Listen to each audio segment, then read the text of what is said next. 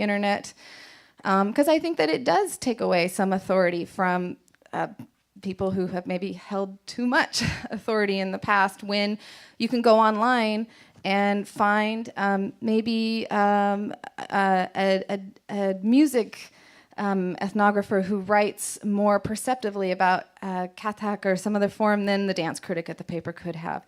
So the internet is making those kinds of voices and perspectives possible, and there is a sort of democracy that a person, just by their own writing, by that writing being well-informed and beautiful and communicative, can build their own audience, can find their audience. There's a lot of democracy to that. And I also want to say there are other upsides that I think some things that the internet is able to do is taking, I think, some pressure off dance reviews to do things that dance reviews are not meant to do. I really feel strongly that dance reviews are not, they, in a mainstream publication, can't really be critique for the artist.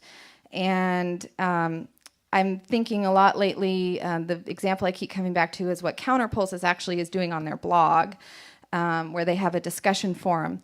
And I recently looked at an entry that they had for an artist who was here, Paige Sorvillo. And at the top, they had my review, which is 400 words. It's just trying to tell the general public who this person is, a little taste of what this work was, put it in some context, hopefully get some people interested, and hopefully have some insights beyond that, but it's 400 words. And beneath that were these incredibly insightful peer-to-peer comments from other choreographers saying things of such depth that I could not possibly have gotten into a review in the Chronicle. And so we have infinite forums for that now, and that takes the pressure, I think, off of dance reviews to do some things that they can't do as a sort of limited vehicle, and allows them to do things that they can do great, which in my opinion is sort of proselytizing for evangelizing for dance. Okay, the downside, and some of that we're all well aware of.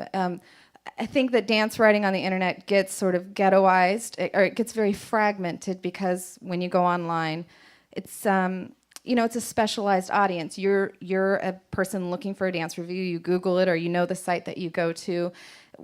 We lose this idea of the general reader, and we lose this my idealized notion that someone might just be browsing along and they were reading at this opera review or this visual art review, and here's a dance review, and they get interested in it. So the other downside of that, I think, is that the more that we get used to writing for more specialized audiences, the more that influences how the next generation of critics writes.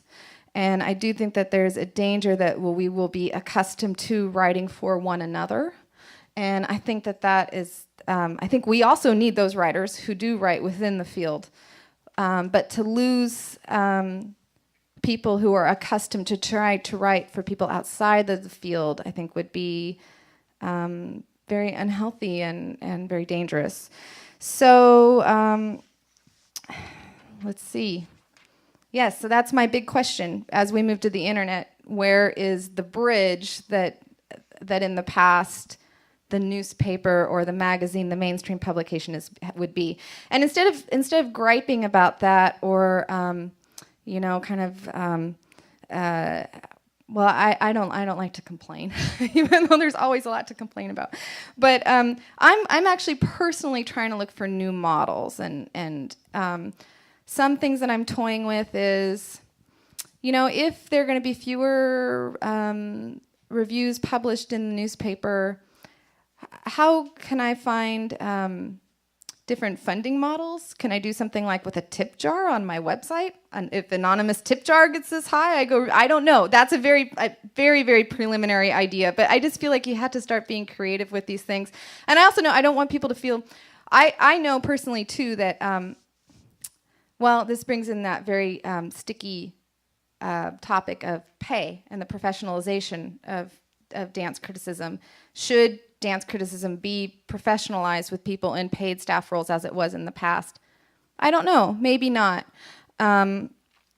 I struggle I'm a fiction writer. I'm actually finishing a Master's of Fine Arts right now and trying to write a novel, so I have a lot of empathy to trying to make it in a creative profession.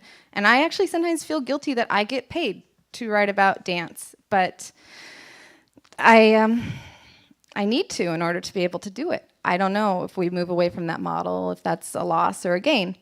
And the other thing I'm doing is I'm looking for alternative venues for putting dance in front of a wider audience. So just as an example of that, recently I was approached by a design firm called Frog Design here in San Francisco, and they're starting to put out an international print magazine, and they asked me to choose a choreographer to do a Q&A with. And so I went to Alonzo King and I asked him to do a Q&A, and they did a beautiful spread in this magazine. And then they had me come and interview Alonzo in their studios.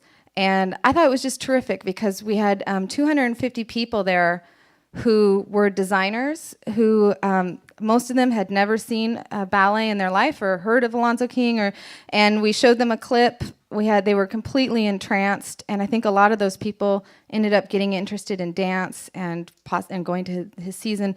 And so that is the kind of opportunity that I'm interested in. Yeah, my main thing. We need all kinds of dance writers, and again, I keep feeling like apologizing, but that's me. I'm the populist. I'm the evangelizer.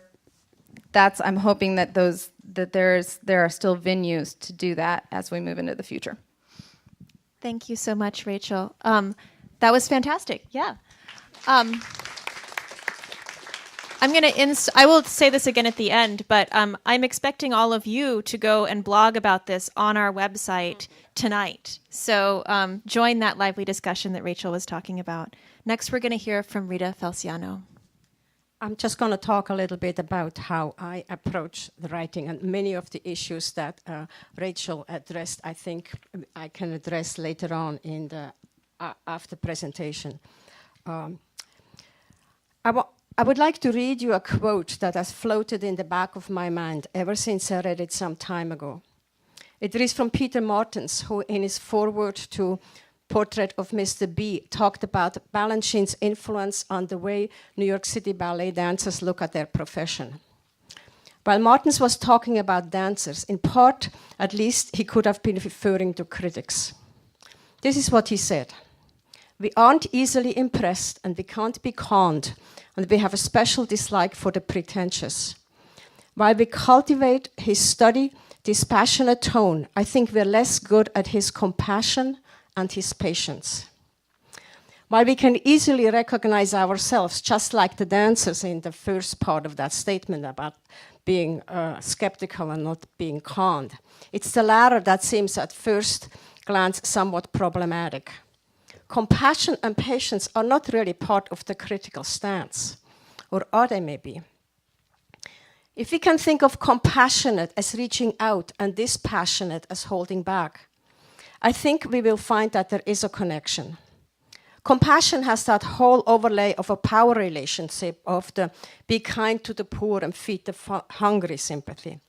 I'm not talking about being nice to some struggling young artist, but to our ability to reach out of ourselves, my experience, my prejudice, my lack of certainty.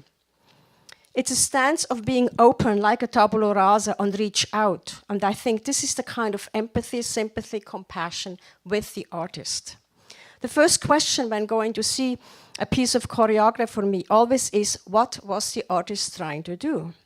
It's the one contact you have with the human being behind the work, because everything that follows has to do with the work and not the person.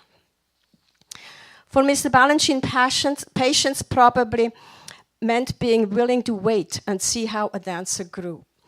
Merrill Ashley, if I remember, eloquently wrote about that aspect of his personality. I think as a critic, patience allows me to let something be, accept something for what it is for the time being, and just wait and see what may or may not develop. This can mean not writing about something.